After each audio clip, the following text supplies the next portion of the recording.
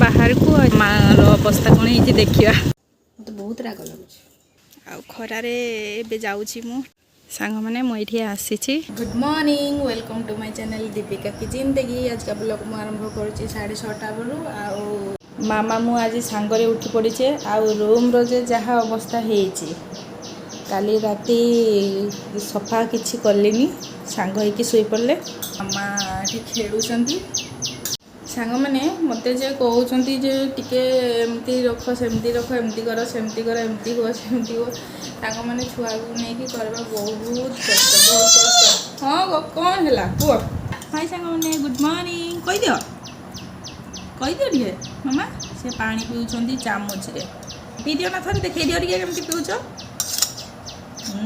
से ग्लास रे एबे good girl mama is good girl. तो सांग मैंने जल्दी जल्दी टे काम सारी देबा आउ कौन छुआ को लेकिन काम करिया ना मामा जल्दी उठी जाइए हाँ गो कि ताको धरी धरी काम करते कष्ट होची भारी गोटे कुकुर अच्छी ता चुटी भाई ता अवस्था मोर होची सफा करी करी बहुत कष्ट होची बहुत कष्ट लगी किस कौन आउ पानी पीब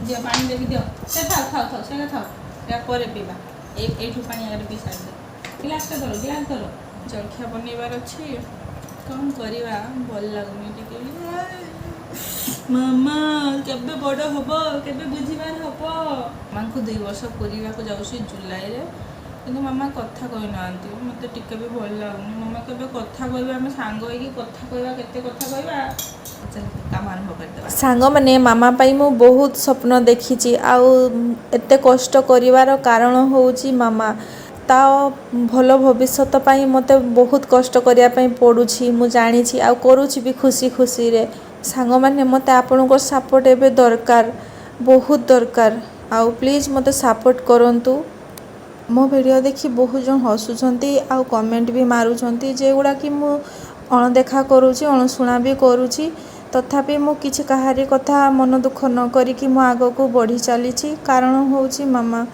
जेबेठू मामा मो जीवन रे आसीचंती मु बहुत जिनस शिखिया पाई जानिबा पाई पाउछि जेडा कि मते भितर भितर टिके कष्ट दउछि किंतु किछि नै एइडा ही जीवन कहिया पाई गले मो जीवन रे एबे जो प्रॉब्लम सब अछि बा आसुछि सेगुडा बहुत बड़ बड़ छोट छोट बिल्कुल भी नहीं हेले भी मु हार न मानी कि चेष्टा करूछि केवल मामा पाई कारण मामार भलो भविष्यत मु चाहे मो स्वामी विषय किसी पचारतुनि कारण सी जदि बुझते आज आम माँ छुआ ए परिस्थिति केबे भी न था देखु ये हूँ आमर रोबा गोटे जीव जिम कुकुर तार चुटी चारिआडे छुआ खेलुला एबे ये धरी ये आसला ये गोटे चुटी उठिकी जीव से पाटे भर्ती कर मो मामाटा कि चला जाओ जाओ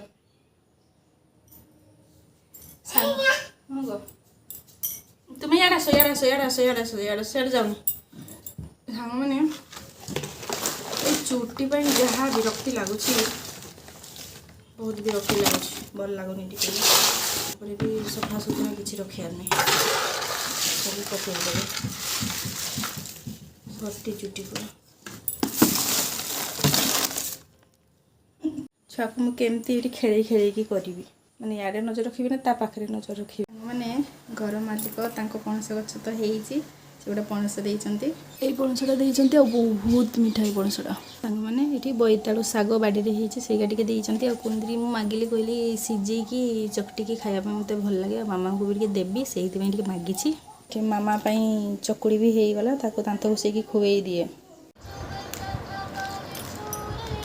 मो रोसई घरे अच्छी आउ मो जो अवस्था पानी रे पूरा गाधे गले टाइम हो 8:30 गरम हो छुआ तांको बापा पाखे मोबाइल देखुची छुआ सान थिला तांको बापा कहले मोबाइल जमा देखनी आ खेड़ब ता पाखे मोबाइल भी देखनी अभ्यास करनी से मनीष छुआ बुलेबे मोबाइल धरई देकी कहूँ सांग मैंने मो स्वामी किसी जानी ना घर काम तो बिल्कुल किसी जानी ना किसी भी जानी ना हैरान किए हूँ मत बहुत राग लगुच किंतु कही पारुनी किसी आसेनी कहि किस କିଛି ଆସେନି ତାକୁ କ'ଣଟା କହିବି। ଆଉ ଶିଖିବା ପାଇଁ ଇଚ୍ଛା ବି ଥିବା ଦରକାର ନା, ଯେ ମୁଁ ଶିଖିବି, ଶିଖିବା ପାଇଁ ଇଚ୍ଛା ବି ଥିବା ଦରକାର। ମୁଁ ଏତେ କଷ୍ଟ କରିକି ହଇରାଣ ହେଇ କରୁଛି ଯେ ମୁଁ ଟିକେ ଶିଖିଦିଏ, ତାକୁ ହାଲକା ହେବ ନା କହିହେବନି। ଛୁଆ ପର୍ଯ୍ୟନ୍ତ କଥା ହେଇନି, ମୋତେ ସେ ଚିନ୍ତା ପଶିଲାଣି ଯେ କଥା କେମିତି ହେବ। ତା ସହିତ କଥା ହେଲେ ସିନା ସିଏ ବି କଥା ହେବ। ଖାଲି ଗହଳିରେ ରହିଲେ ଛୁଆ କଥା ହେଉଛନ୍ତି, ଆଉ ଏକା ଯେମାନଙ୍କ ଘରେ ଏକା ଛୁଆ ବଡ଼ ହେଉଛନ୍ତି ସେଠି କିଛି କଥା ହେଉନାହାନ୍ତି କି? ସବୁ କଥା ହେଉଛନ୍ତି। ତୁମ ପାଖରେ କଥା, ଛୁଆକୁ କେମିତି କଥାବାର୍ତ୍ତା କରେଇବ। ସାଙ୍ଗମାନେ ଛୁଆର କାମ ସବୁ ସାରି ଦେଇଛି, ତାକୁ ଖୁଆଇ ପିଇକି ତାଙ୍କ ବାପା ଦେଖିବେ। ମୁଁ ଏବେ କାମ ବାହାରିଲି। ଟାଇମ୍ ହେଇଛି 1। ଜିନିଷ ନେବାର ଅଛି ନେଲି, ଆଉ ଚାର୍ଜର ବି ନେଇଛି। ମୋ ମୋବାଇଲରେ ଚାର୍ଜ ନାହିଁ। ସାଙ୍ଗମାନେ ଯାଉଛି ଏବେ ମୁଁ, ମାନେ ବିଶ୍ୱାସ କରନ୍ତୁ ମୁଁ ଟାଉନରୁ ପଳେଇ ଆସିଛି ଟିକେ ବାହାରକୁ। ଏତେ ବଢ଼ିଆ ଲାଗୁଛି, ଥଣ୍ଡା ଥଣ୍ଡା, ଏମିତି ଏପଟେ ରହିବା ପାଇଁ ଇଚ୍ଛା ହେଉଛି। ବେଳେ କହିବି ଯେ ବାରିପଦାରୁ କେତେ କିଲୋମିଟର ଦୂରକୁ ମୁଁ ପଳେଇ ଆସିଛି, ଆଉ କେଉଁ ଜାଗାକୁ ଆସିଛି। ବହୁତ ଲୋକ ତ ଦେଖିକି ଜାଣିପାରୁଥିବେ ମୁଁ କେଉଁଠିକି ଯାଉଛି ବା କେଉଁଠି ଆସିଛି। କାମ ସରିଗଲା, ଏବେ ମୁଁ ଯାଉଛି ଘରକୁ ଯାଉଛି। ମୁଁ ଏଇ ଜାଗାଟା ଦେଖିକି ମୋତେ କମେଣ୍ଟ କରନ୍ତୁ ଯେ ଏଇଟା କେଉଁ ଜାଗାକୁ ଆସିଛି। ମୁଁ ବାରିପଦାରୁ 7 କିଲୋମିଟର ଦୂର ହେବ। ସାଙ୍ଗମାନେ ମୁଁ ଏଇଠି ଆସିଛି, ଏବେ ଯାଉଛି। ପ୍ରବଳ ଖରା, ଆଉ ଖରାରେ ଏବେ ଯାଉଛି ମୁଁ। ଟିକେ ମେଘୁଆ ପାଗ କରିଛି, ଟିକେ ଭଲ ଲାଗୁଛି। ଆଉ କମେଣ୍ଟ କରି ନିଶ୍ଚୟ କୁହନ୍ତୁ ଏଇଟା କେଉଁ ଜାଗା। ପ୍ରଥମ ଡର ଲାଗୁଥିଲା ଏକା ଆସିବା ପାଇଁ, ହଜବେଣ୍ଡ ଆସିକି ଛାଡ଼ି ଦେଇକି ଯାଉଥିଲେ। ତାପରେ ଏବେ ଆଉ ଡର ଲାଗୁନି। ଏବେ ଘର ଯାଉଛି, ଆଉ ଏତେ ଥଣ୍ଡା ବି ଲାଗୁଛି, ହାବା ଗୁଡ଼ା ଭଲ ଲାଗୁଛି। ଜଲ୍ଦି ଜଲ୍ଦି ଯିବା, ମାମାର ଅବସ୍ଥା କ'ଣ ହେଇଛି ଦେଖିବା। ବହୁତ ବଢ଼ିଆ ଲାଗୁଛି ଦେଖିବା ପାଇଁ।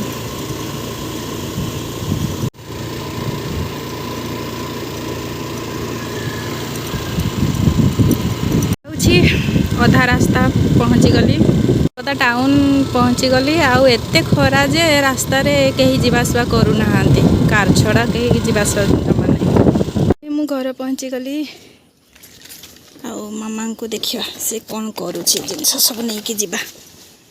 ଭିଡ଼ିଓଟା ବେଶୀ ଲମ୍ବା କରୁନି, ଏଇଠି ରଖୁଛି। ଭିଡ଼ିଓ ଯଦି ଭଲ ଲାଗିଥିବ ଲାଇକ୍ କରିବ, କମେଣ୍ଟ କରିବ, ସବସ୍କ୍ରାଇବ୍ କରିବାକୁ ଜମା ଭୁଲିବନି। ରହିଲି, ଜୟ ଜଗନ୍ନାଥ।